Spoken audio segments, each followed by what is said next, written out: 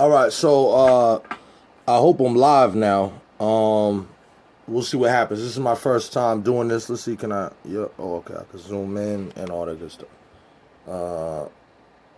Yeah.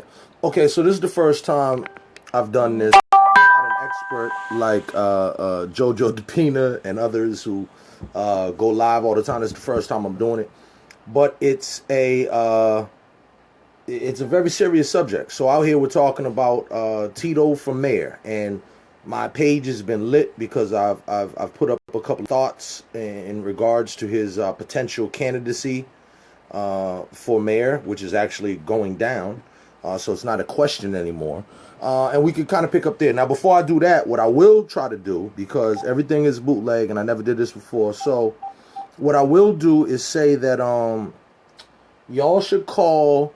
If you have a comment and you want to call in, you should call in to 617-297-7721.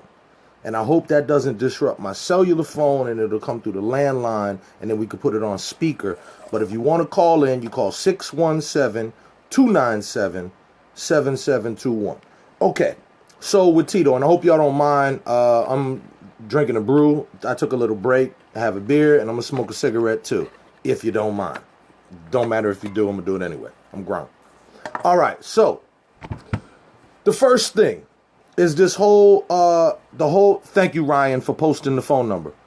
The whole question about Tito's candidacy. Well, let's first start from the whole big to-do about the announcement. All right? So people were like, well, he hasn't announced yet. He hasn't done this. The press broke.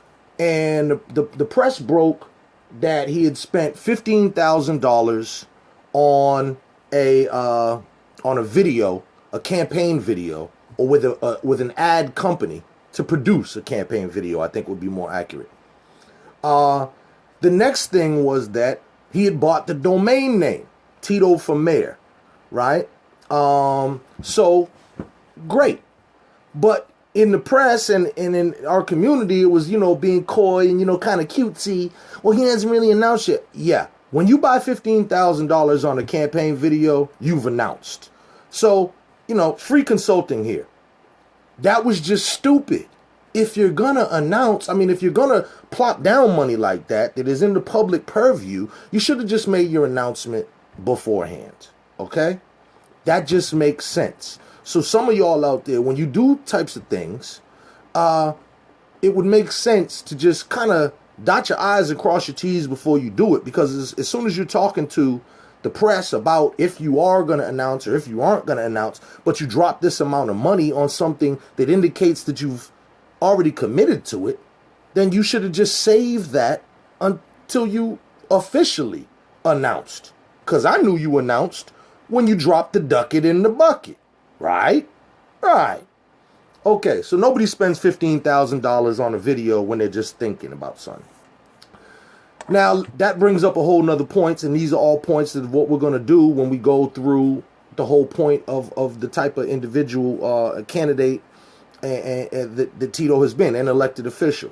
So first thing, I'm going to spend 15 G's off a video. I don't know if y'all saw the video. I don't know if he's getting like 3 or 5 of them or whatever. But if that's what you got for $15,000, this is the other thing. People think I be hating on Tito. No, I'm here to help.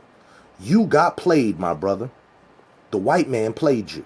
The white company did what most people do, is they convince you that this lighter that's on sale for $1 at the corner store, says, no, this is a special lighter. It's really worth $5. So I'm going to sucker you into paying $5 for this thing that is really only worth $1. So that video, first of all, was just not worth the money, gotta say. I could have hooked you up with several people right here locally, some of which you already know, and I won't name names because cats, local videographers and local video production people were hurt by the fact that you would spend that large amount of money and then spend it outside of the community with a company out of New York. And on top of that, if I look up, not even if, let me not say if, when I look up that company, I am willing to bet the money in my pocket that company's staff is 95% white. I'm going to be surprised if they have really any people of color on staff, maybe a secretary or something, you know, what have you. But at the end of the day, what we really have to deal with, and I'm trying to look at all these, okay, I'm trying to look at some of the comments, y'all. I'm sorry, man. It's hard to do both at the same time. Plus, I'm old. I'm not used to all this phone stuff.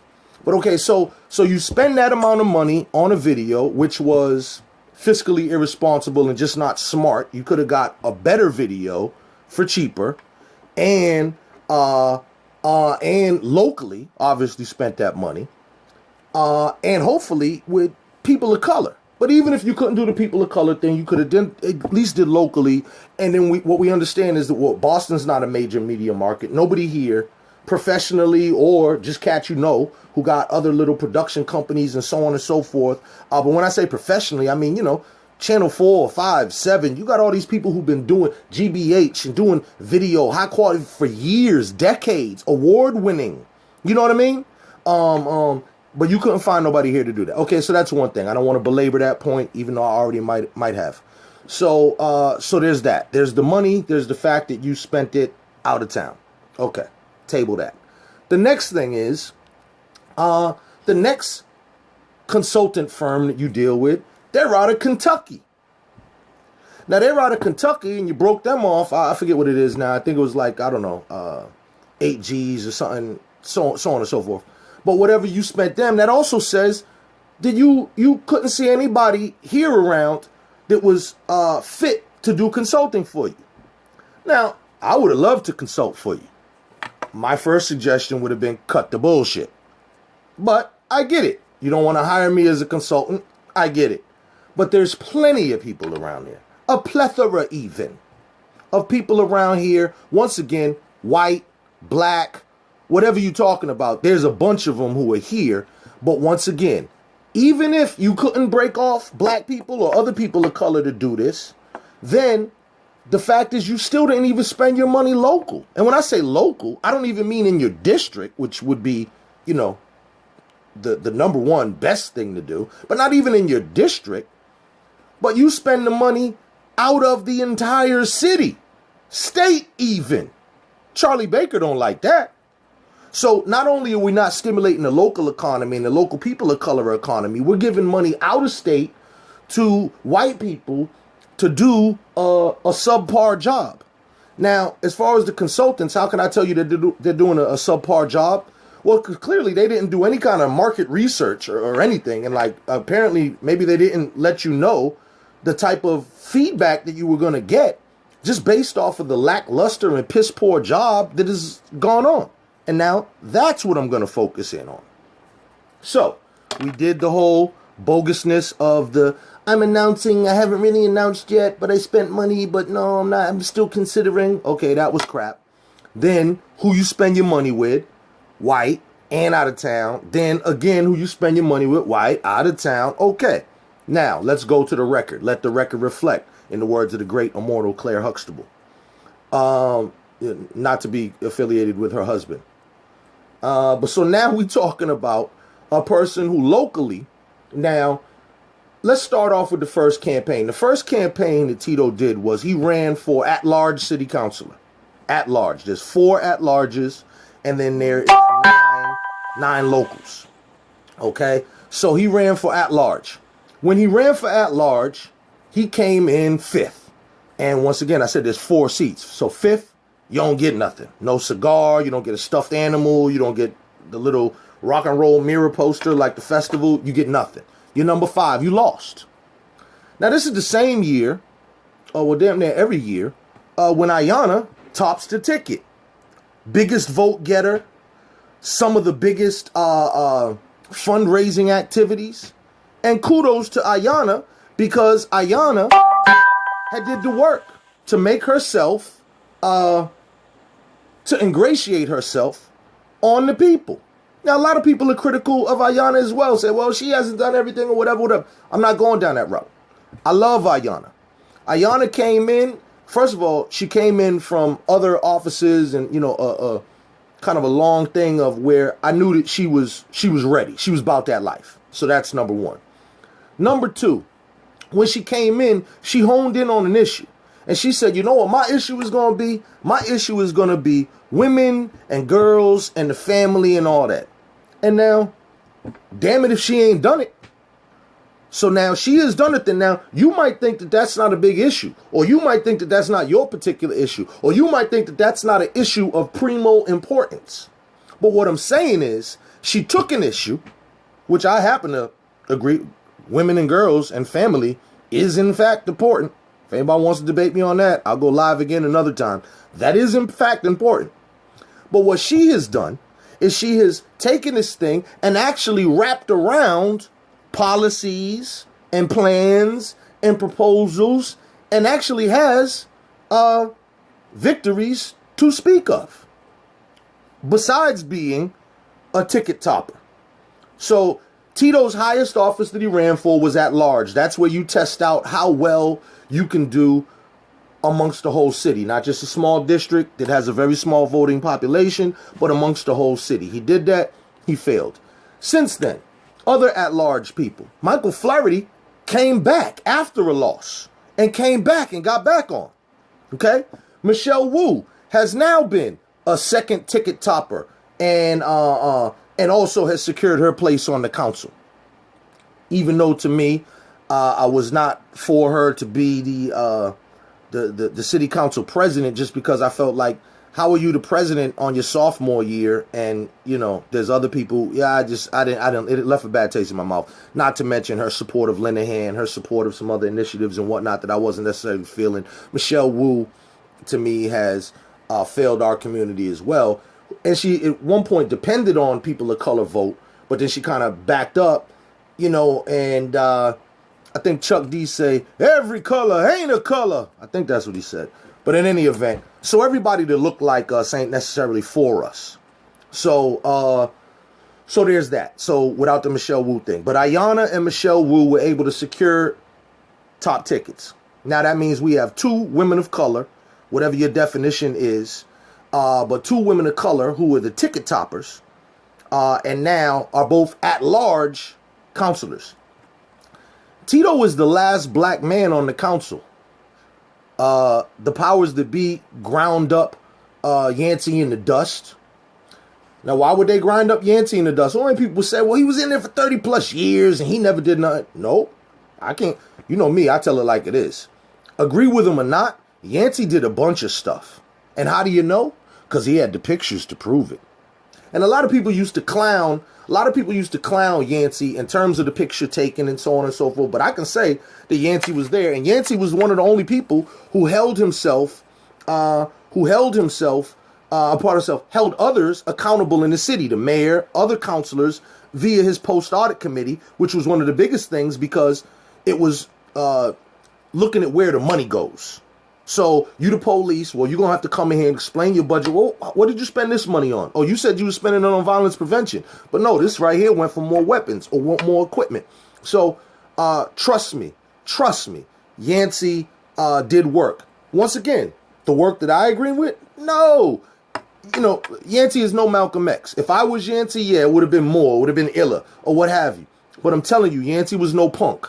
There was a man named Jim Kelly, who may he rest in piss. Jim Kelly, former city councilor. He was the South Boston bashing. You talk about when cats was throwing bricks at black children. They weren't throwing bricks at grown black people. Nope. They picked on innocent children coming in buses in South Boston and threw bricks at them. I wish I was alive as an adult being about it during that time. But in any event, Jim Kelly was one of those people. He then becomes city councilor, so on and so forth. He was a known racist, rumored to have been made an honorary member of the Klan when the Klan came to visit Boston, and rumored that he and Albert Dapper O'Neill were made honorary members of the Klan at that time when the Klan came to Boston during that whole busing thing. But this is a known racist with a long history of all that. Okay, so now Yancey and him got into a conflict back in the day where Jim Kelly threw a chair at Yancey or something. And Yancey got in that thing. So all I'm saying is, I just sounded like Sarah Suit and Seti right there for a minute, pardon me. But no, seriously, Yancey squared up with this dude. And just for me as a black man, because see, we could do all the highfalutin big words and we could be in a corporate meeting and all that. But at some point, every black man in America, and, you know, Dave Chappelle made the jokes on this about the whole, you know, when keeping it real goes wrong or what have you. One of the things that I like, that I keep with me in my back pocket that's always a tool, is my right to buck. So I don't care if we're in the State House, City Hall. I don't care if the Pope is in front of me, Obama, yo mama, my mama. If something pop off, oh, we could go down. I've been in a lot of meetings where I've just been sitting there like, oh, please don't let this white guy say something that's going to make me have to show him what it really is. So the fact that Yancey did that, contrary to the popular belief that he was a nerd and he was soft and he didn't do nothing, I know that at least when faced with opposition by a known racist, he was down to get down. And so for that, sir, yeah, forever, okay? That alone. That alone, I'll give that to him forever. So now let's get back to the thing. So now we have Ayanna and Michelle Wu, top of the ticket. We have Tito, who ran for that office. He got bumped out at number 5. And I told her at that time, if you remember, I supported him for at-large counsel and still would. I think that's his lane. Because now you can be all things to all people. You can show up wearing a green suit at the St. Patrick Day's parade or whatever. You can put on a rainbow suit and go to the gay parade. You can put on some, I don't know, Catholic gala and go to the North End Festival of the Prince or whatever it is. You can be all things to all people. My problem is that here in my community where I live, District 7, where he ran for, the counselor, where I also ran for and got whomped, but where I live, we have very specific problems that need very specific addressing of those issues. And that just has not happened. It just hasn't happened. So when people are talking about some of the other stuff that has gone on, you know, like everybody, and I predicted this. Some of y'all don't read all the posts and then you comment in later. I predicted that when I go and critique Tito, that people were going to mention the turkeys. Turkey, gobble, gobble, goddamn gobble. Enough with the turkeys already. First of all, the turkeys are part of a donation process, okay? So I don't know, I'm pretty sure he gets them all for free. But in the case that he pays a small amount of money to get the turkeys, which are heavily donated, right? And then you give them out. Great for you, bully for you. And I don't mean to diminish it as a person who is giving food out, but now I'm gonna go, you know, like in depth with it. So number one, anybody who knows, and I got witnesses. So number one, there are videos up there. There are other people who have been with me. So first of all, if I come to your family and I just drop off a turkey, what, like, you got some biscuits, some greens, you got some rice, gravy even, cranberry sauce, or all I get is a turkey? Okay, so all I get is a turkey. Some green beans? Nothing?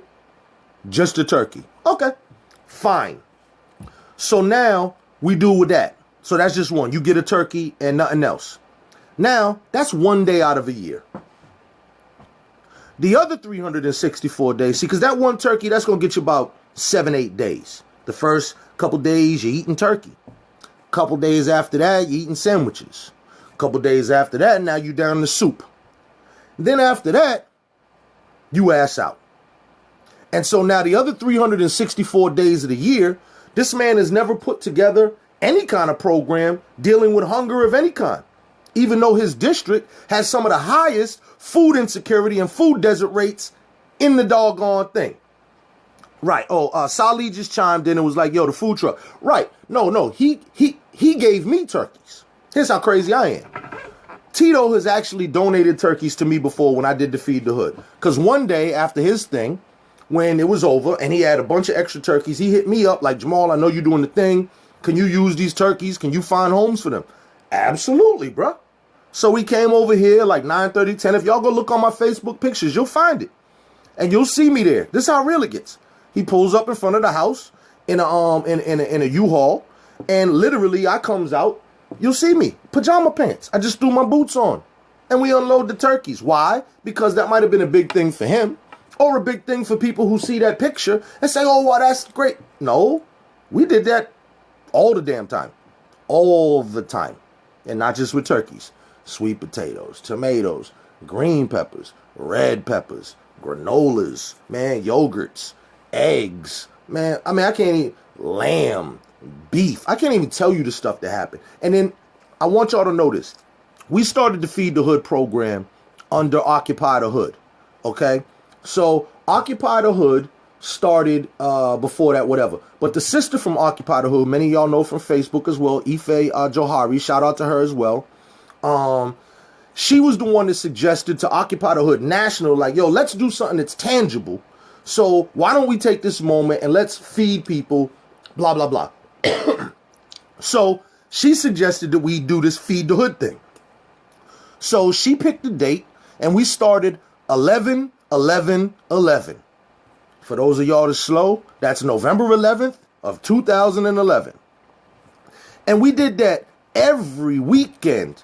Well, not across the country. Here in Boston, we, and by we, I mean I and the other people that came with me. If y'all know some of my young dudes, you know Jake, you know Jesse, you know Spender, y'all know Janine, y'all know Angela, you know Steph, you know Pam, you know Salih, all my roommates. At some point, if you're around me, everybody got recruited into doing something. You're going to pick up a sweet potato or something. Help me load, help me do something, goddammit. All right? So everybody chipped in and made this thing happen. But every weekend for 3 years, except for 5 times that we missed, 3 of those was due to snowstorms. One of those was the big one. That was kind of that was the nail in the coffin, actually. That was the last one. And the other 2 times, I was sick as a dog. All right? You know, I don't want to give you too much, you know, information, but let's just say bubble guts. Okay? I couldn't do it. So other than that, 3 years every weekend, 52 weeks in a year, 52 times 3, 156 minus 5, that's 151 times. And every time we did it, I'm getting food from Trader Joe's. So this is not like I'm out growing food and pulling it up from the earth. I'm getting free donated food from Trader Joe's, Jack. Okay? All I got to do is show up, pick up, haul it, da-da-da-da-da-da. Every week, a light week, was 1 ton of food. Now, once again, I'm all about math, so let's do math.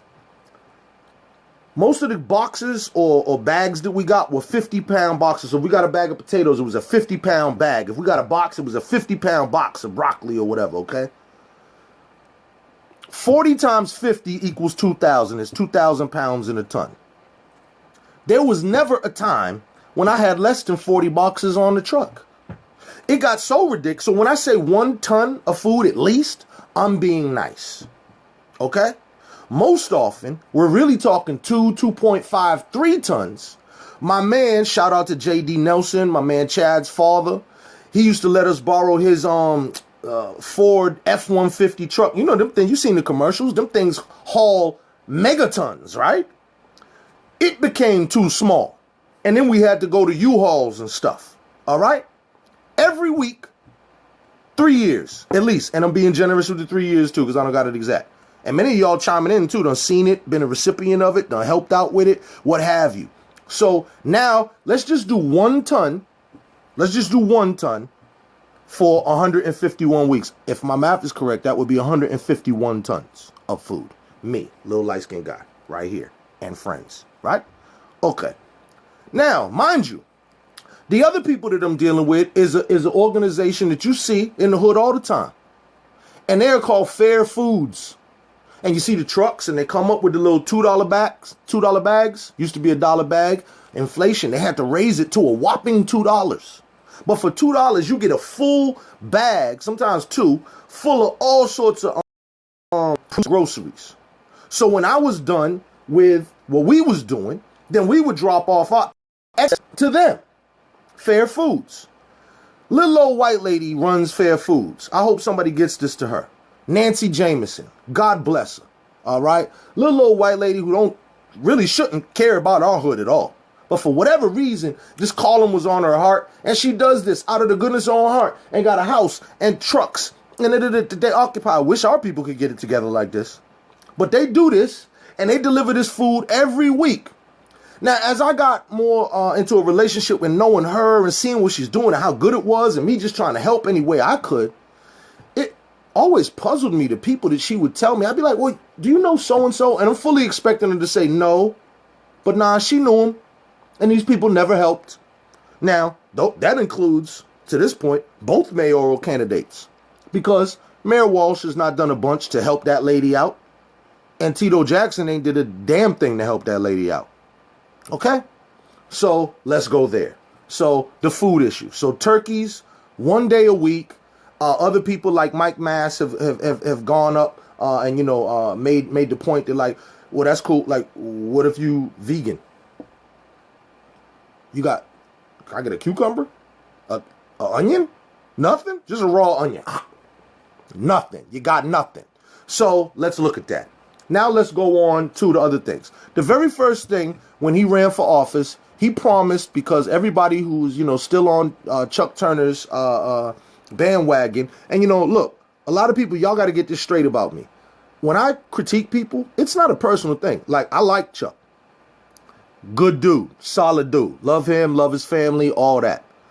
As a city councilor, though, I got to say I was severely disappointed in terms of the services that were delivered to the district. Many of y'all may remember he talked about Iraq, Afghanistan. He talked about all sorts of global issues, all of which I agree with and are great. But here in D7, that's kind of hard to swallow for Pookie's moms, who her little baby just got his head blown off 2 blocks from your house. And you talking about Iraq and Afghanistan. God bless you. Worthy causes. Same thing with Turkey and Tito and the Turkeys. You know, it sounds like an R&B group, Tito and the Turkeys. You talking about a turkey 1 day a year for 3,000 people. Meanwhile, the rest of the year, you and your kids, figure it out. It's not real, y'all. We got to stop being so easily swayed by personality. People say, I like Tito. I like him too. Nice guy. No, I haven't ever disputed the fact that Tito is a nice guy. I have disputed whether or not he's competent, whether or not he's effective at his job. And these are the types of things that we really need to be asking ourselves. Screw that. If people are, you know, you're friendly, you bump into them at Slade's and, you know, da-da-da-da, that's whack.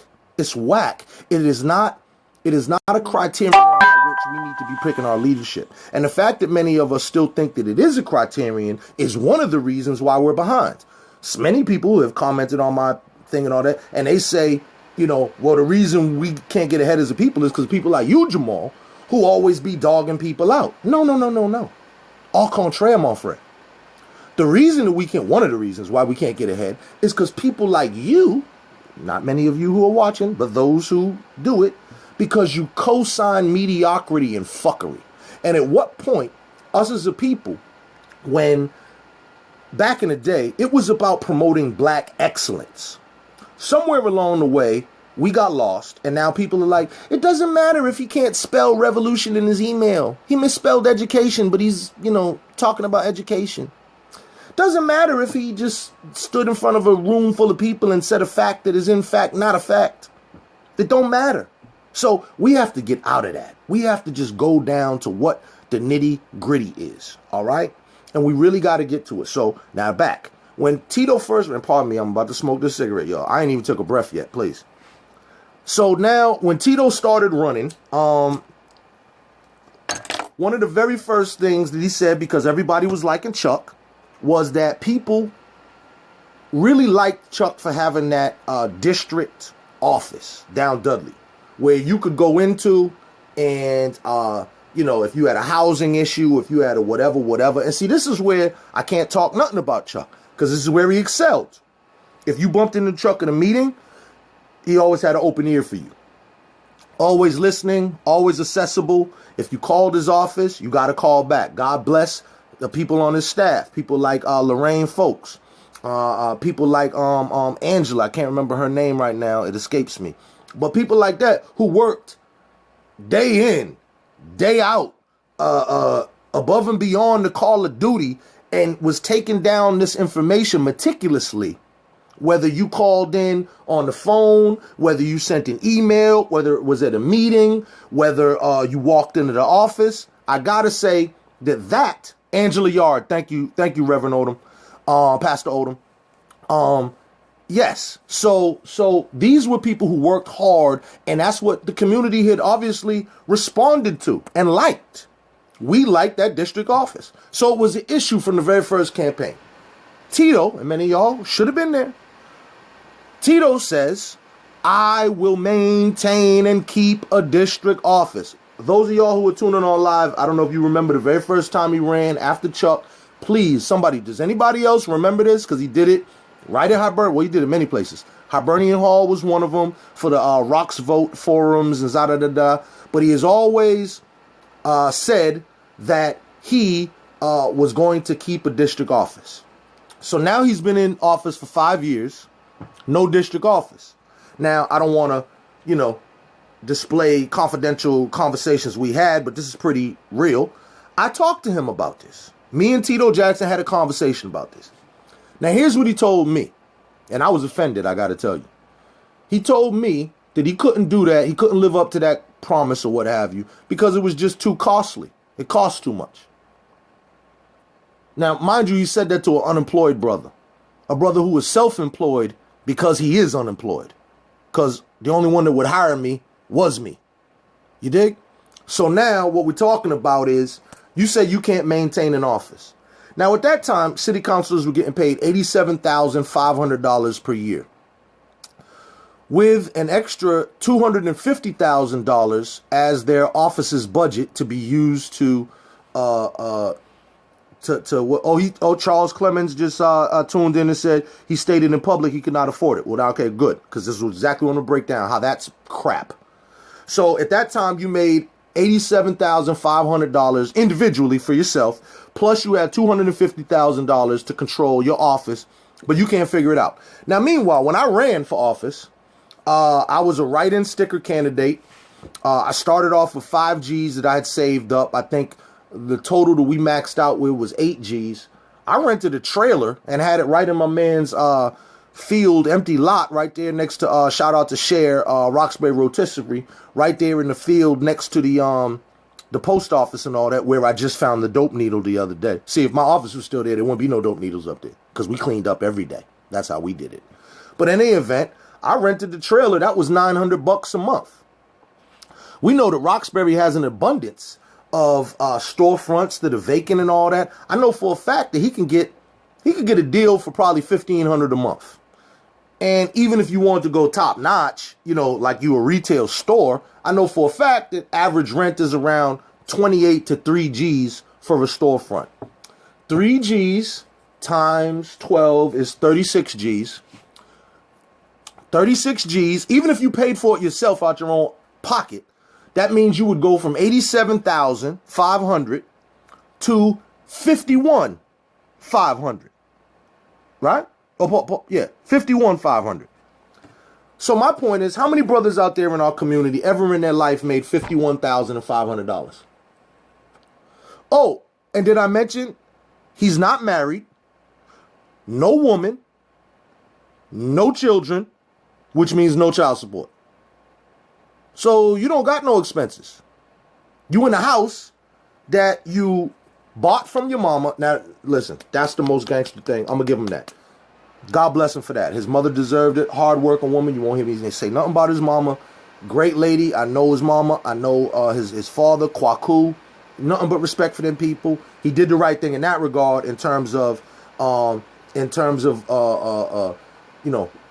the house from his mother and then, allowing her to get the hell up out this cold New England weather and winter and going south and, retirement style. That's what you're supposed to do. So God bless that. I really can't even front on that. That's good. But so you buy the house. Shortly thereafter, the house is in foreclosure. Now, I knew about this a long time ago, but I wasn't going to put it out there. I only mention this now because it was in the press recently.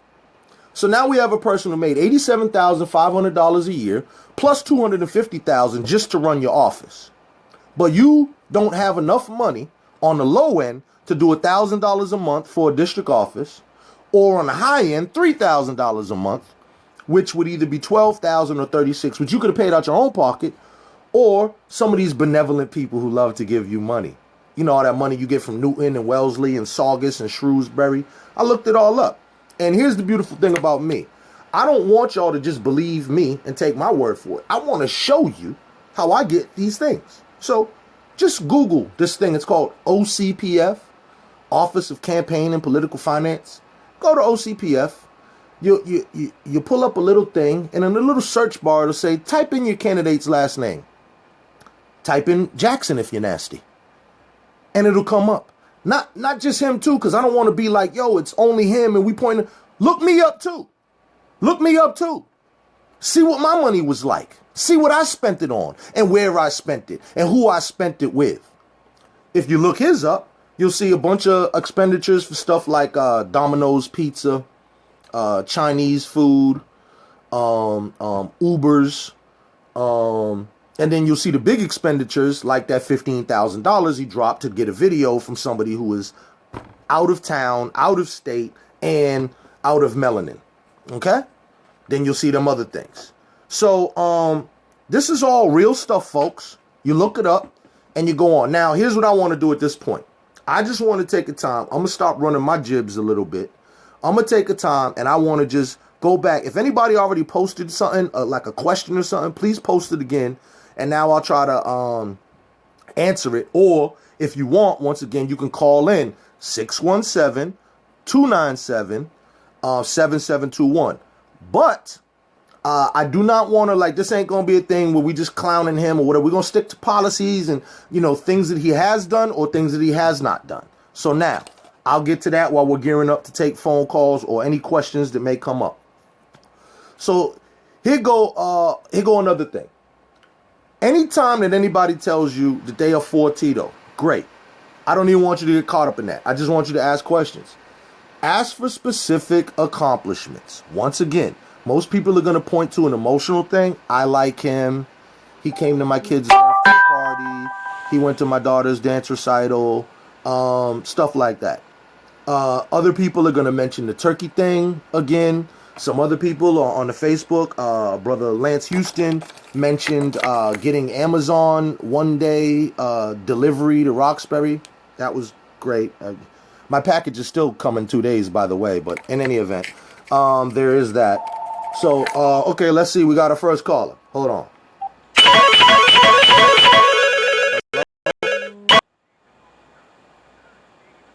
All right. You calling for the video? Okay, hold on just a moment. Okay, here we go. So you're on speakerphone. I hope everyone can hear you clearly. Go ahead and introduce yourself and tell me who you are. You know, brief introduction, and then let's get into your question. What's up, everybody? This is David Cohen. I am a resident of Tito's district, and I've been following the conversation.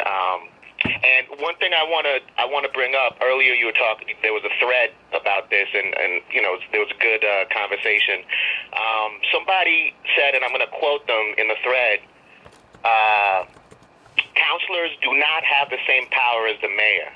Their jobs are really twofold. One, to approve the mayor's budget, and two, constituent services. They have no power over the policy or police. So to make it seem like counselors have the same power to affect change in their areas is not an adequate comparison. And so here we are, you know, sort of criticizing Tito. How does that relate, what I just said, to this conversation? Great point. And just, can somebody please in the chat room, please post the phone number again, because somebody else wants to call in, 617-297-7721. That's 617-297-7721. And I chose that number on purpose. Google Voice, get y'all one. Okay. I'm gonna listen to the answer off the air. Thanks. All right, thank you, sir. All right. So the point that he brought up about, you know, people saying, well, you know, counselors don't really have that much power, and it's really just about approving the city budget and so on and so forth. fairly accurate. But the problem really is that what you have is a bully pulpit.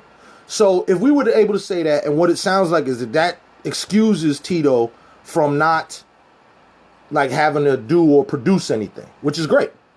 Except that logic is easily destroyed, like down in flames, is because I've never held elective office, and we just said about the food, let alone the legislation that we've pushed and proposed in the State House. I mean, so you could do anything to stop you from any of this type of stuff. So he for this call. Hello. All right, hold on. Let me put you on speaker. Yeah, man. Got it. All right, you alive. Give an introduction of who you are and what's your issue. Peace, man. Peace, Boston. This is Yoga Mike, a.k.a. Mike Mass. I'm yoga out in Boston. I'm from D7. Been living on Howland Street since 1976 in my dad and grandfather's house, and I'm still here. And I watched my father do a lot of hustling in the hood, just like you talking about. There's a lot of brothers on the timeline or my friends that can attest to this. He used to give food out every day. He would run the BJ's 3-4 times a week. I didn't know how much that cost when I was a kid, but now I know. So I know what it is to feed the hood, man. I applaud you for that. But at the end of the day, man, we all was about the hood. Now, I remember people leaving out their houses here on Howland Street, right between Elm Hill and Humboldt in the 80s, man. Like when crack hit, I remember going to my crib, knocking on the door. They left. The landlord was just like, yo, they left furniture and everything because their father got strung out on that stuff. Mother just couldn't take. So we went through the roughest parts in this hood. We went through the roughest parts. And I remember saying to somebody, when I got my yoga license, I'm going to go right to Tito Jackson and tell him before somebody from Pennsylvania or Denver or Cali or Florida gets to set up a shop in here and do some yoga, I deserve a shot. Even if I run it into the ground, I deserve a shot. So as soon as I got my new certificate, I went right down to City Hall like, yeah, this dude's from Schuyler Street. I could walk right up into the office and say, yo, this is what I'm trying to do. And they'll hear me out. Right? Went up there, he wasn't around. So they said, yeah, give your number to this lady, one of his assistants, email her, and send her your number. Now being recorded. 3 years, my dude, and I had to do what you did. I had to go do my own thing. So now I got my own movement, right? And I was teaching, doing a little program. My homegirl, Linda Wells, out at New Mission. Shout out to Linda. I know her. She's a good sister. Yeah, that's what's up. People, yeah.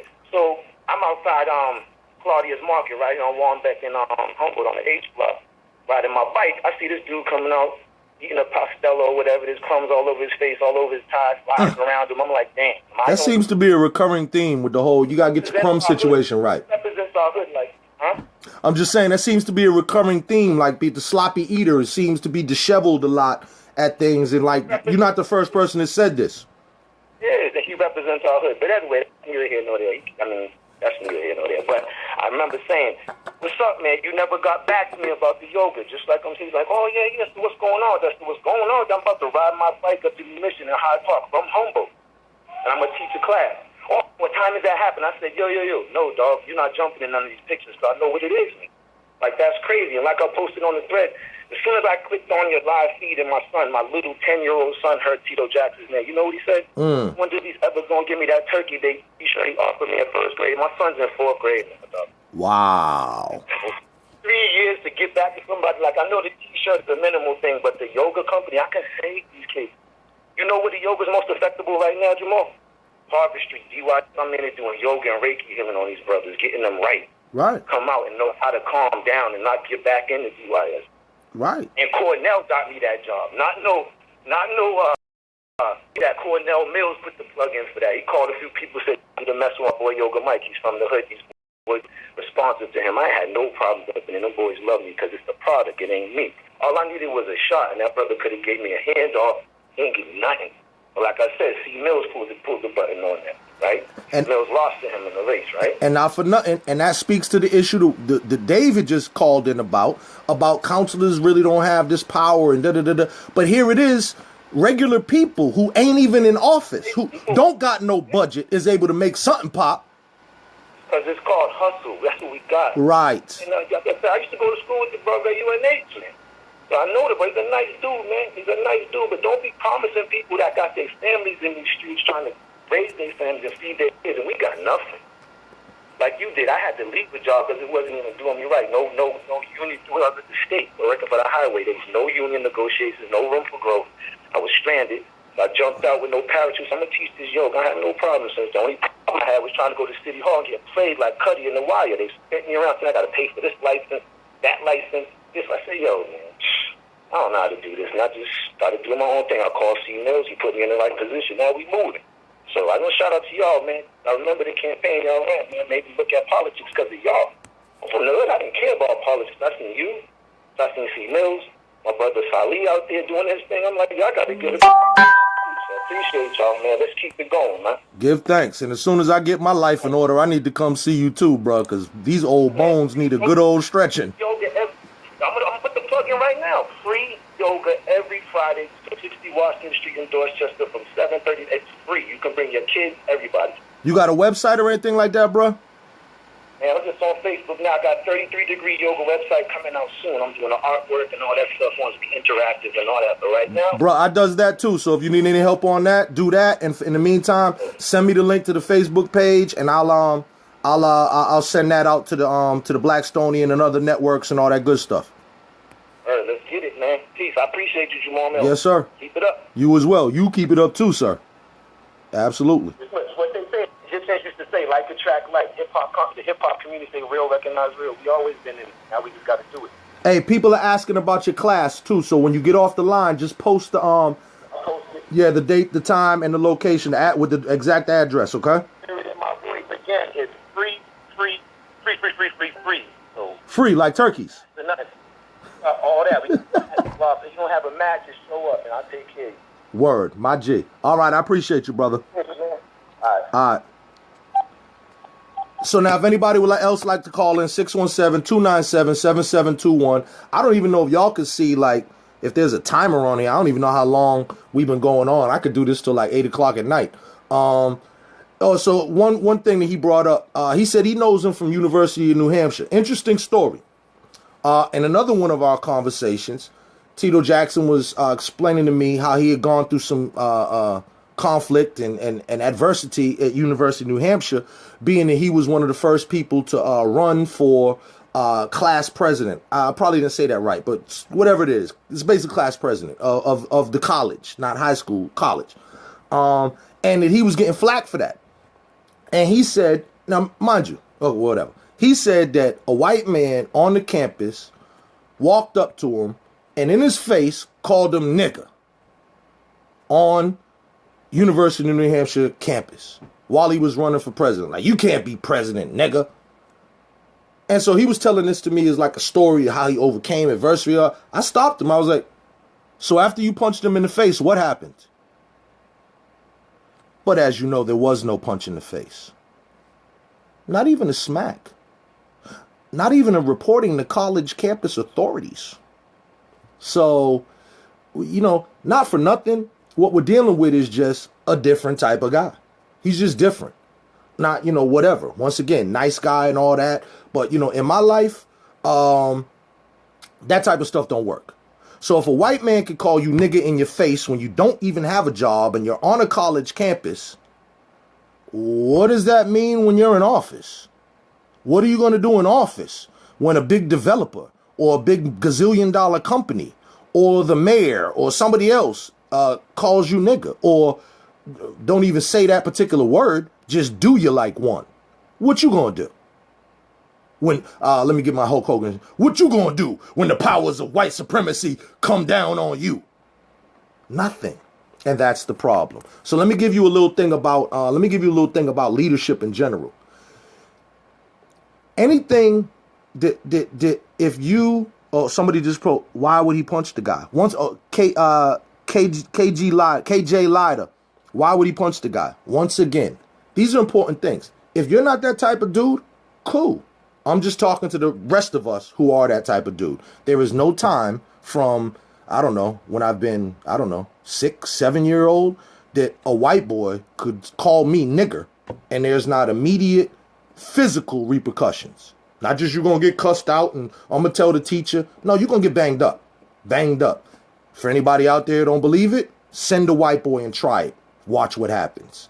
We could be in City Hall. the State House, wherever you want. Try it. Test me. That's how I do it. I'm a scientist. If you don't believe a thing is so, then you test it. So test it. Okay, so now let's go on that.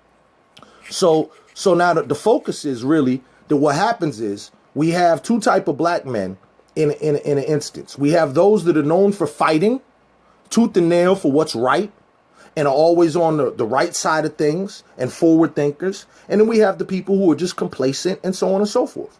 And this is where I was bringing you to the thing about leadership. So leadership. If you have a leader, if you're a leader, you're this group, you're the oppressed group, we're the oppressed people, and you have a leader and they're going to go into the room to talk to the powers that be. If when they walk in that room, your representative, your champion, your advocate, they walk into that room and the powers that be aren't scared, you got the wrong leader. The question is, these people that you say are championing and advocating for you, your leaders, what have you, when they go into a room, do the powers that be, the white people in control, do they get uncomfortable and nervous, or do they get super comfortable and relaxed? And that's what I'm saying. Now, that just goes for everybody. That's just the standard. That's just a revolutionary tool for how you should determine your leadership. All right? If your leadership does not make the powers that be nervous, you might want to look for new leadership. Okay? Also, if your leadership has no track record of victories, that's bad. Hey, listen, I'll give you an example for those who are into boxing. One of my favorite boxers is Bernard Hopkins. Dope. One of the dopest. And he got that style, that almost impenetrable block. Well, I guess it ain't too impenetrable because somebody just knocked him out. That doesn't take away the fact that he's one of the best boxers ever, but we have to go to the record and look at the record and see what the W's and the L's is looking like. Okay? Now, let's look at somebody like Mayweather. Much hated. A lot of people don't like him, including myself in terms of his attitude and stuff like that. But when you get down to the boxing, you got to say that this dude is par excellence. And don't believe me, it's proven by his record that has all W's and no L's. Okay? So it's a different type of thing. So what we have to look at is we have to look at people's records. A lot of these people, and this happened under the former leadership at NAACP too, a lot of these people will tell you their big thing about when they went against the powers that be and the power structure. Well, this was Michael Curry. I don't want to attribute this to Tito Jackson. Michael Curry said that, well, under Menino, we threatened to sue. You threatened to sue? But you never did. You never sued though. Oh, and on top of that, the issue that you was threatening to sue about, did it get resolved? Is that why you didn't sue? Because they listened to you and they acquiesced to the amendment? No. So they still didn't do what you said. You threatened them, and you still didn't do what you said. What type of world are we living in where this is the standard and people are applauding and we give awards and have galas for this type of nonsense, foolishness? You've delivered nothing. Nothing. Nothing. Even your own advocates, when pressed, can't really come up with no deliverable. So we got the one thing, we got the one dude who said he got Amazon one-day delivery, which is in fact not a fact. I mean, he didn't get it. And even if he did, that has anybody at any community meeting ever heard our community say that, you know what we need? Amazon one-day delivery service. That's the problem with our community. Okay, so we're just going to scratch that off as foolishness. Another person says, well, he advocated, and this is a friend of mine, Mike Crawford, on the marijuana stuff. He advocated for marijuana. Great. That campaign was already rolling. It was already going on. It wasn't like he was in the beginning of it, in the leadership formation of it. I can guarantee he contributed no tangible brain power or elbow grease to it. People are asking me, why don't I run for political office? Did that already. I ran, I lost. The next thing is, I take care of my grandmother now. My grandmother's 91 years old, so I take care of her. She's upstairs right now. I'm looking at her on camera right now. She's taking a nap while I'm illing. All right? So I'm never doing the thing. Dave Cash puts on, he passed the check cash bill, which is a point from his own website where he puts it up as an accomplishment. We got check cashers to stop, charging these exorbitant fees when you go cash a check. Sounds great, right? Except for the fact that that's not him either. That's Carlos Enriquez, okay? So before Carlos got bagged and in trouble, that's what he worked on. And he is the one that got that bill passed. Beautiful thing that Tito took credit for it. And once again, the whole time it was happening, I don't remember him contributing any substantive language to that legislative issue or helping convene any meetings. And once again, we talk about, well, what does somebody do who's a city councilor? You can convene a meeting, right? You can at least do that. I mean, just because you're a city councilor, they don't remove your regular rights as a citizen, right? So you have the ability to like print up a flyer, even if it was just a flyer that said, don't do drugs, right? You could do that, right? People saying, who's this? I guess they're saying, who am I talking about? I'm talking about Tito Jackson. Who's Tito? Tito Jackson, he's a Boston city councilor, currently has thrown his hat in for mayor. He's not qualified to be the district city councilor or the mayor, and we're going in. Adler, I'm glad you chimed in. Adler, you're watching. You should call in because many of these points you brought up, and I think would be great to hear from you. 617-297-7721. 617-297-7721. Brother Naheem Garcia. I'm a very articulate brother. Look, I just spit them things, man. And not for nothing, this ain't never, that's the thing. Because see, this same mouth, and this is what the Bible talks about, this same lips and tongue could be used to get little underage girls to sell punani for me on Craigslist. Or I could use this to con old women out of their money. So the whole point is, just the fact that I could speak good or talk fast, let's get out of that. Let's get into the fact of, what I'm using it for, which is to hopefully uplift and inspire my people and give them some of the same tools that I got. And then also, too, to get back into the thing that don't watch the words. That's how people get pimped and all this other stuff. Don't look at what these people doing. Don't look at what they're saying. Look at what they're doing. Because these people constantly tell you one thing, but then you can't see it. Tito says he cares about education. If you talk to the education advocates, the ones who want sycophants on his team, his own little group of friends, they'll tell you he's failed miserably. And that doesn't even have to be opinion. Let's just look at it. The district that you control is the district that has the worst schools. The worst. You haven't been able to move that needle at all in 5 years. What are we doing? If you look at the video that he just paid $15,000 for, you would think it would be chock full of like informative tidbits and stuff. But it's not. It's fluff. It's fluff because there is no tangible results. And I hope that someone else can please, if there are any fans out there or what have you, this is an open forum. Please, 617-297-7721. But anybody out there that is defending Tito and his legacy or what have you, just please, just somebody hit me with a tangible thing that he's done. Because the things that you're counting as tangibility are either things that he did not do himself, B, things that he piggybacked on later, C, things that y'all are just like, you got your faction. Okay, so KG Lighter says, so what have I done to hold him accountable? I love questions like this. KJ, I think it's Kareem, right? You should call in, please. 617-297-7721. It's beautiful because this is a fair question. Well, what have you done to hold him accountable? And it's like when I be talking about work or talking about with BLM, but Black Lives Matter or whatever, and then they be like, so what do you do?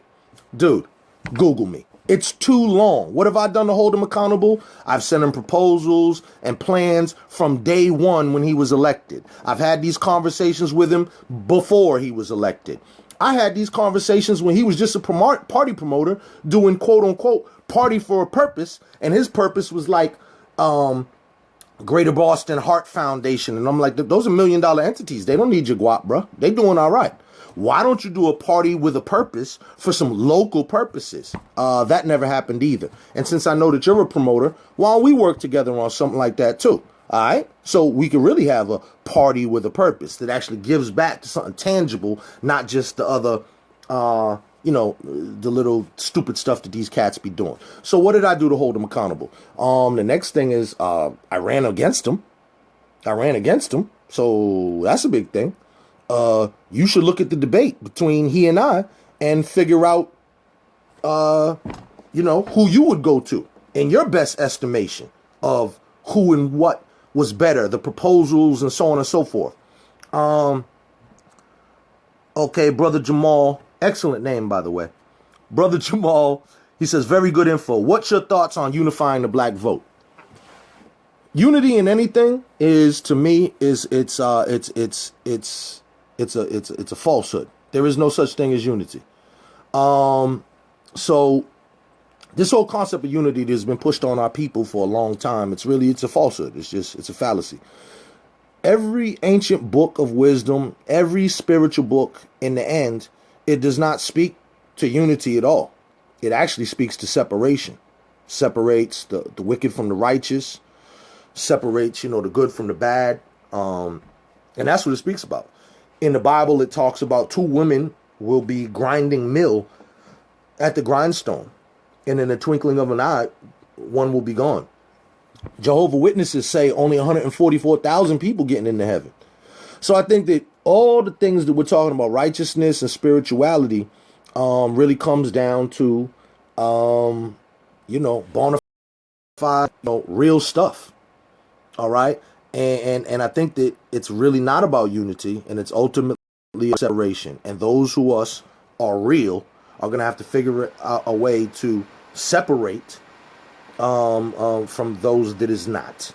So there is no unity for everybody, because, so for instance, in my community, we know brothers who abuse women, not just their women, but women they come with multiple women. They just beat them up, all sorts of stuff.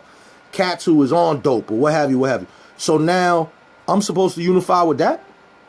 It's not gonna happen, brother. Ever.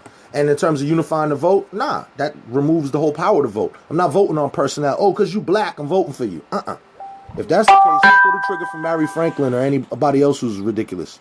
It doesn't matter. Vote for Althea or Roy Owens. At least they got more of a track record. Okay.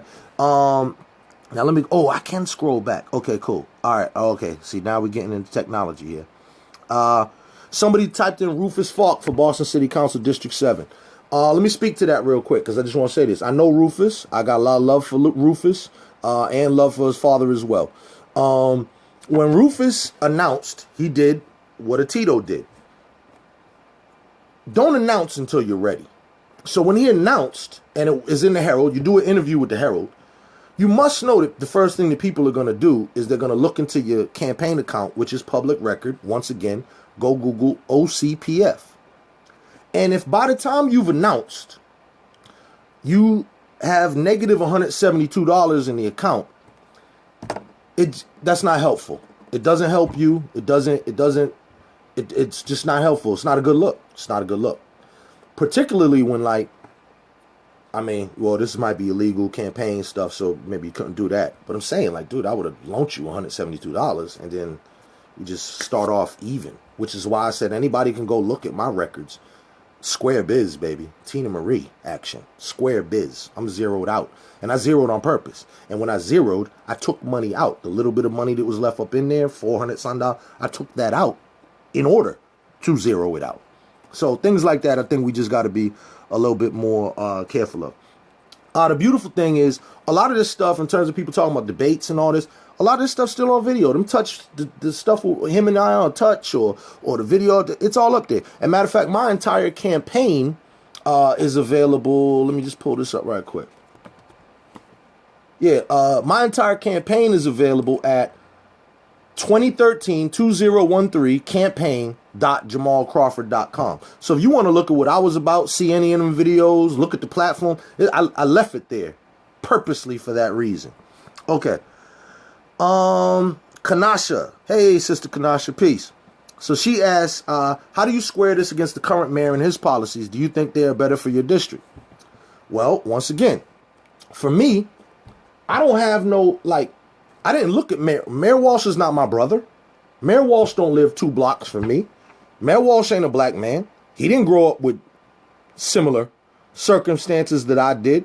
So my expectations was low. He's just another in a long list of white men who have governed the city or the state or whatever. So my expectations were super low.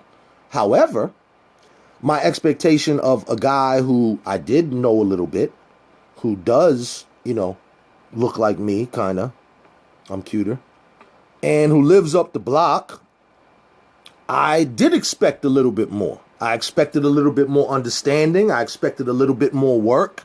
And I was disappointed in terms of policy and proposals and plans. So, would Walsh be a better mayor if he continued in his seat than Tito could be a new mayor?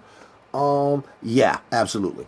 And furthermore, do we think that Tito is competent enough to handle a $2.2 billion budget? Come on, y'all. Come on, y'all. He couldn't even afford a district office, which we already went through that math. So no, he's not good with math. 2.2 billion? No. Y'all think it'll be better, but it'll actually be worse. Next thing. Do you think Tito as a mayor would be capable of dealing and negotiating and wheeling and dealing with the big unions of the city? The police union? The teachers union? The fire union? These people will eat him alive. Alive. He's never dealt with that level of negotiation. Never, ever, ever, ever. And people say, well, so what, is Walsh a genius? I don't think anybody's ever heard me say Walsh is a genius. But Walsh did come from the State House, and he's dealt with a budget like that before. Walsh also does have major relationships in the State House. Walsh is also, we did mention he's a white man, right? Yeah. So that comes with white man connections and relationships that Tito just don't have and ain't never going to have. Do you think Tito is better than leaving Walsh in office? No, absolutely not. Who do you think will have a chance to run against the current mayor? Okay, or will I support the current mayor? I don't support nobody. I support my people. And whoever's agenda is the one that is best matched with what I think I can get from my people, that's what I rock with. I'm not in this personality politics, and I wish all of y'all would get out of it too, because you've never seen a bumper sticker on my car. Ever. And it ain't gonna happen. Only time you've ever seen me campaign for anybody, Cornell Mills, because I know him. Darren Howell, because I know him. Carlos Enriquez, because I know him. Other than that, you ain't seen your boy do it. Okay? Who do I think could go against the current mayor? Ayanna could win. She could run. She could win. She could raise the money. But she don't want it, apparently. And from all reports, she don't want it. But Ayanna could kick that booty. All right? And do it well. And now I could rock with that. Okay.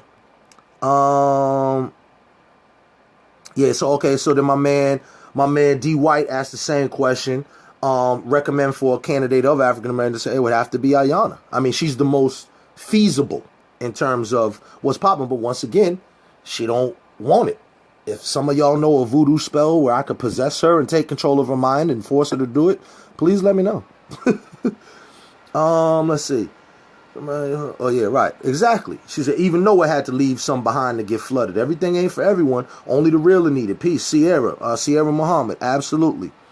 Okay, go down to some other. Anybody else with some questions? 617-297-7721 if you want to call in. I'm about to wind down and see if there's anything. Right, exactly. My dude said, and these dudes come from generations and generations of policemen and firemen, so they know how to play the game and speak the lingo. That's Get Boston. Walsh doesn't have people of color best interests in mind, in my opinion. Look at the school fiasco. He gives G a helipad but can't fund the schools. Look at what they did with Matt Hunt. Okay, yeah, no, Patrick Wilson, newsflash. There were no white people that have the best interests of people of color at heart, so let's just get that clear. Secondly, in terms of funding the schools, I don't know if you watched the State of the City last night, but he just announced some pretty aggressive funding initiatives for the schools. So, let's also take note of that as well. And also let's take note that Tito has not, given $100 to 10 schools. So, now somebody said, Jamal, they will eat her alive with her husband and da-da-da-da. Yes. Myself included have had that thing. And, it's funny. you were held to different standards that a man is. So, for instance, let's look at Donald Trump and Melania. People have brought it up, but he's not really getting, a whole bunch of, he's not getting a whole bunch of, how do you say it? Oh my God. Let me just go back. Let me go back. Donald Trump and other white men who have all sorts of ratchet, super ratchet companions and extracurricular companions, they tend to not get dragged through the mud. So here we have Ayanna Pressley has married Brother Conan, and Conan has a past, like most of us. And yes, people are going to attack her based on that. And then will be up to us, once again, to do the criteria of A, if he committed a crime and he served his time, that's called America. He's done. We can't keep crucifying him. Number 2, he ain't running for office.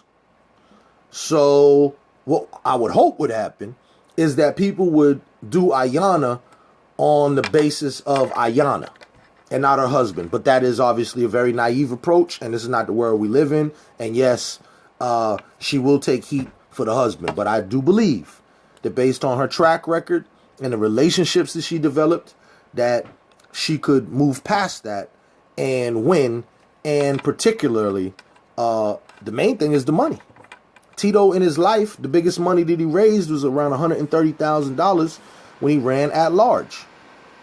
So Marty right now has $3 million in the bank, roughly. Tito roughly has $30,000 in the bank. So even if Walsh stopped today and said, you know what, on purpose, I'm not raising another dollar, and just was left with his $3 million, and Tito went aggressive on fundraising from now till then, do you think that the twain shall ever meet? The bottom line is that Tito cannot raise enough money to make a valid and viable candidacy. So everything else, this is all about elevating his, image and his, standing and all that. It's really not about a viable candidacy. I'm pretty sure that if I could get inside his mind and his own privacy, even he know he can't win. And then people are like, oh, but anything's possible now because look at what happened with Donald Trump and Hillary. You do realize you're talking about 2 gazillionaires, right? So Hillary had stacks on stacks on stacks, and Donald Trump had stacks on stacks on stacks. Could Donald Trump win if he had my budget? No. So the point is that we have to get with reality. Currently, he has $30,000 in the bank. He spent $15 on a video. Okay? His biggest catch to date is $130,000. 15 of that is damn near, a significant 1/10 portion of that, damn near. Okay? So, do we think that, how much money do y'all think Tito could raise? Do you think Tito could raise $1 million? Because I'm going to tell you $1 million ain't nothing. I'm going to guess, being favorable, that he could raise $250,000. And that's being super generous. Super generous.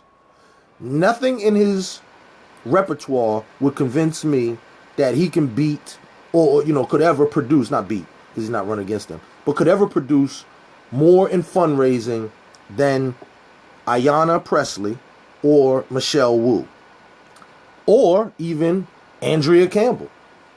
So y'all just do the math. Once again, OCPF. Don't believe me. Go to the website. You go look up all the money he's ever raised in his life since 2009. Please go look it up and you'll see what it is. All right. Okay, Gip. And is it Jip or Gip? Boston. But he says Joe Kennedy was a bootlegger. Ted Kennedy killed a girl in a car crash. Their cousin killed his neighbor. John was an adulterer. Everybody has a past. I'm just saying. Absolutely true. But the thing that we missed in all that is they was all white. Which means they was all right. You know what I'm saying? Right. I believe Brother Charles Clemens would have been a good candidate for mayor of Boston, seeing that these white folks saying blacks are nothing but baby makers does that make us the majority? Okay, so For instance, I love Brother Charles Clemens. Got a lot of love. Not qualified for mayor. Sorry. We have to keep this 100. Not qualified mayor. Hey, people told me I should run for mayor. Yo, you should run for mayor. And it's like, I'm not qualified to run for mayor. Okay? And I'm pretty swift with it. Okay? And got an actual track record. But I couldn't raise the money. I'm not qualified for this position. And that's what I want y'all to understand. This ain't hate. I hold myself to the same standards that I put other people to. Could I hold manage a $2.2 billion budget? No. Let me tell you that now. No. And the other candidates to come up, a Charles Clemens, a Mary Franklin, candidates from the past, John Barrows, Felix Arroyo. I'm trying to think of some others. But y'all get the drift. Not qualified. What is my list of qualifications for a mayor? Okay. Number one, you would have had to have some sort of position where you're running something. A director. You know, so you're the head of it. You're a nonprofit even, a school, a goddamn anything. I mean, but just show me that you have the ability and the capacity to be a manager over other individuals. And then next, because you could be a manager at McDonald's. Was fry production up under your tenure or down? Were the fries always burnt or were they good? So not just to be a manager, but what happened during your managerial tenure? Okay? And so now when we talk about, other qualifications, you have to have shown the ability to deal with large amounts of money with major zeros behind it. Tito's never been in charge of a big budget. The biggest budget that he's ever dealt with is the city of Boston budget when he's 1 out of 13 votes. And he ain't even voted right, and I'm not really convinced that he even has a good grasp and understanding of the budget. The best person that we had who was on the budget was, once again, let's go back, Charles Yancey. He knew the budget inside and out. Inside and out. I am not imbibed with confidence of Tito's ability to understand a budget, a large budget, contribute to it, let alone be, the mayor, who's kind of setting the parameters and whatnot. Somebody asked, well, don't they have budget advisors? Yeah, but stupid is as stupid does. So first of all, if Tito gets in office, I can guarantee you that all of his real advisors, the ones who he really listens to, will all be white. So let's start there, because henceforth, we've already shown he don't hire from people from around here. All right. Not for no high position, you low little grunt level position. You could, bring my car around back. You could, go pick up the Domino's pizza and the Chinese food. But yeah, there's nothing significant that says that he is even about trying to bring up, other people or other leadership. I mean, not for nothing. Once again, to use myself as an example, just because it's fair. Anybody that knows me, I got 5 or 6 younger cats than me who've been around me who I would like to think have benefited from, some of my wisdom and just showing them some things. And they do their own thing in their own right. They're not my little disciples and they do what I say. No, they got their own minds. They got their own businesses. They got their own organizations. They got their own events, their own issues that they champion and all that. And I'm proud to have been around these people for the past, 10, 15, 20 years and to be able to, give a little bit of what I know so that you can do, like I can show you how to build a website. I'm not going to tell you what website to build. That's on you, Jack. So these types of things are what we're striving to do, is create a thing of a real push of leadership and have a real criterion of leadership. So we just don't have a bunch of people that say, ooh, I want to do it. I want to be the man. I want to do it. Because that serves ego. Everybody want to be the man. What we have to do is develop a criterion that says, should you be the man or the woman? Are you capable of delivering these things? Because if I'm hungry, I need to know how good are you at delivering food. Not, oh, yeah, you got some food. Oh, yeah, we deliver some food. How efficient are you at getting the food from point of origin to the consumer? Okay? That's the thing. All right? Is Tito concerned about education? Of course. I don't think there's anybody out there who's ever said, I think kids should have sucky education, and I hate the children, and their schools should be crumbling. Nobody's ever said that. The question is, in your own district, what have you done? Now, let me just tell you the type of guy I am. If I was a city councilor here, and I got a report that there was a school that didn't have no paper, let's just use paper, chalk, pencils as an example, and I hit up the mayor, I'd be like, yo, what the hell is going on here? We got to get some papers and pencils. And if that didn't work, I'm going to call Staples, which is based in Framingham, and say, hey, Staples, you need to get up off some paper, some pencils, and some chalk. And if that don't work, I'm going to take my $87,500 a year job. Now it's $110,000. Thank you very much. And I'm going to go to Office Max or Target or Staples myself, and I'm going to buy paper and pencils and chalk. It don't cost a lot. So here we have a counselor who really ain't put his money where his mouth is. And really, we can't see no elbow grease on nothing. Some of these things, when they were talking about fixing up in Grove Hall, the sidewalks that was broken up, and it was all busted up, and the trees would choke. One of the main culprits was right at the corner of the street. I was so pissed off with the city and the hemming and hawing, and we could do this, we could do that, and it took so long. I was just thinking about going out there in the middle of the night with my little sledgehammer that I got in my basement and busting it up myself. Because I could have busted up myself in 45 minutes. Now you got to fix it. So I'm saying I'm just a different type of guy. I'm different. Tito should be in the parks picking up the heroin needles. Talk about a photo op. Do that. Why don't you do that?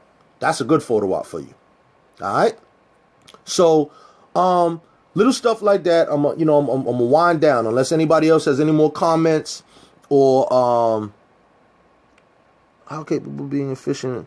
Keebler Taylor is asking, how capable of being efficient and effective liaison between the black community and the rest of the city? Horrible. How effective has he been? Horrible. Okay. Carlos Enriquez, salute to you, sir. We were talking about you earlier. Hopefully you review the tape and see what we were talking about. But yeah, you're absolutely right. Could come out of campaign funds or whatever. But I mean, how many times have people like me and you dug in our own pockets when there was no campaign? There's no nothing. I mean, not for nothing. If you bought some paper for a school, I'm just trying to think, like $250 of paper and pencils. We've all been to Office Max. You've seen that little bin where it's like, 1 penny, 5 cents. Come on, man. This is ridiculous. So let's not get carried away. And then particularly, too, with all his other highfalutin friends, once again, go to OCPF. Go look at the donations that he takes in.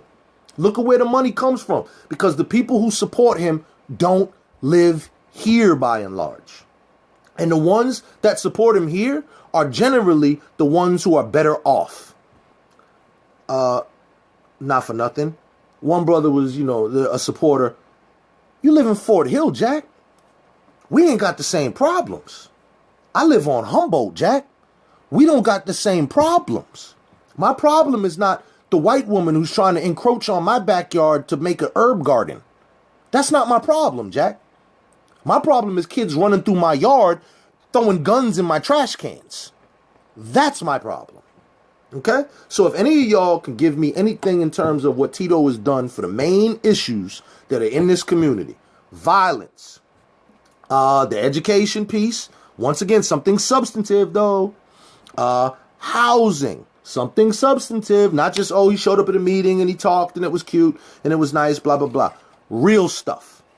All right?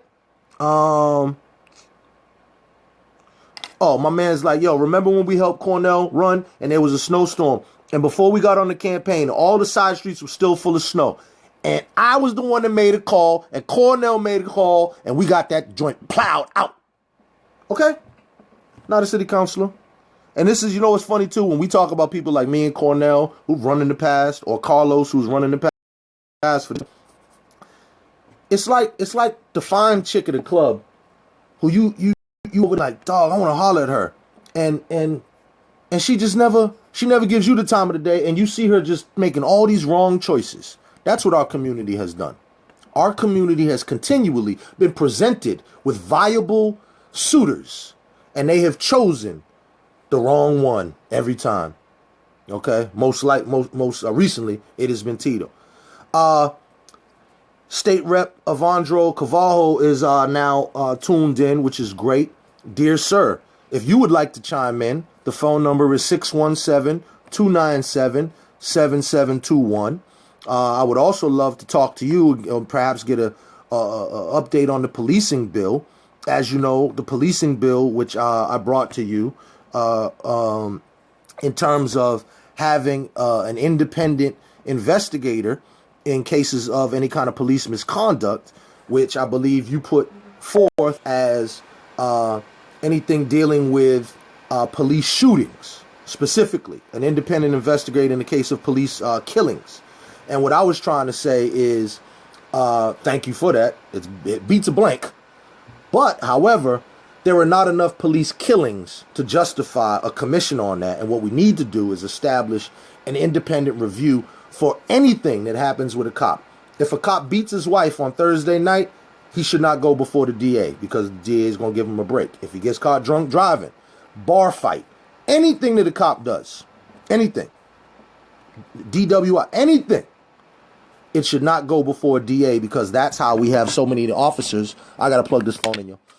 That's why we have so many officers who are able to get over and still be on the force, because when they go for that charge to the DA, you're not getting a drunk driving, you're not getting a domestic, you're not getting, this is what you get. Slap on the wrist, okay? So if anybody else would like to chime in, I'm glad we've got a lot of visitors, and this is so impromptu. This is the first time the old man even knew the phone could do this. I'm glad that we got so many visitors. It's wonderful. If anybody else has some more questions, call in or text the questions in. You can call in 617-297-7721. It's 5:54. I'm going to give it 6 more minutes of funk. 6 more minutes of funk, y'all. So if anybody else got any more questions, comments, please put it in there. Yep, people are saying, yeah, we need to do this once a week. I'm going to strive to do that. I don't know if this is the best option. I want y'all to be able to call in more easy. I want to do conversation. I don't just want to have it be the Jamal thing. Yes, my grandmother. Absolutely. The house that we were in. Absolutely. She gets at 7 p.m. when I go up and I give her dinner and the evening treatment. Absolutely. So anybody else who got comments, questions, what have you, please type them in or call 617-297-7721, please. Please, as I continue with my disease, don't smoke cigarettes, kids. It's horrible. I was good for a year and a half, had a big tragedy, got stressed out, and I was weak and went back. Sorry to disappoint you. I'm about to get it back, though. All right. Anybody else? No more comments, no more nothing? 617-297-7721. Last call. Okay. All right. Somebody going to show me how to use Google Hangouts on YouTube. It's video. I know what a Hangout is, but yo, you can call in with that too. Do I like anyone particular for D7? No. Okay, so D7. No, I can't say that I like anybody in particular. And I'll just tell you that because based on what we talked about before and what I'll go back into, is because we need a criterion. So I know all these people. Wonderful. I haven't seen anybody's platform. Neither have you, because nobody has put out a platform. You can't even pull papers yet. So, it's crazy. Carlos is asking in terms of things that we've discussed before and that I put out before in terms of just like a baseline type of thing for candidates, and that goes to the criteria. But not for nothing. I don't know if y'all know about the Rorschach test where they show you blots and they say, what do you see? We live in a democracy where anybody can run. I don't necessarily agree with that. I wish that there was actually a test that you had to take in order to say, that you're even a real candidate. I'll give you an example. When Arnold Schwarzenegger, who himself might not be a real candidate, was running for governor out there, of course, everybody's laughing because they're like, how the Terminator going to be the governor of California? But at that same time he was running, the candidates they had out there, they had like a porn star. There was like some crazy dude, like bona fide crazy. Up here in Vermont, I don't know if y'all have ever seen the dude with the big boot on his head, Vermin Supreme or something. And a lot of these people are doing this just for a fluke, or they are mentally challenged, whether they are mentally like ill, like they have, they're crazy, or they're mentally unstable, like they have delusions of grandeur and they really like, I'm going to run for emperor, that type of thing, based on nothing. So I think that we need to have something like that. And for instance, if you're running for state rep and you don't know how many people are in your district, or if you don't know like what legislation is or what it does, or like basic things, you should have to know about the job that you're going for. You know what I mean? And we've had a lot of people who have come in our community, and they're not copacetic, and we shouldn't entertain it. And the only way to do that is, do a criteria. Now, okay, Farrah just said Trump doesn't qualify, but he won, serving ego on a platter. Yeah, with $10 billion in the bank. See, that's the great equalizer there. Because if you got $10 billion in the bank, you might can run butt naked. I don't know, you could be the naked cowboy in Times Square if you got $10 billion in the bank.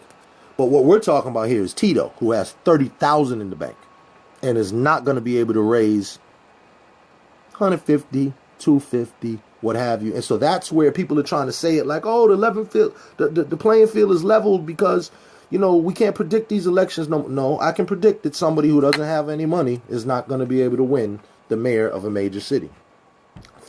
I mean, not for nothing. $150,000 to $250,000. You could blow that on commercials. You dig?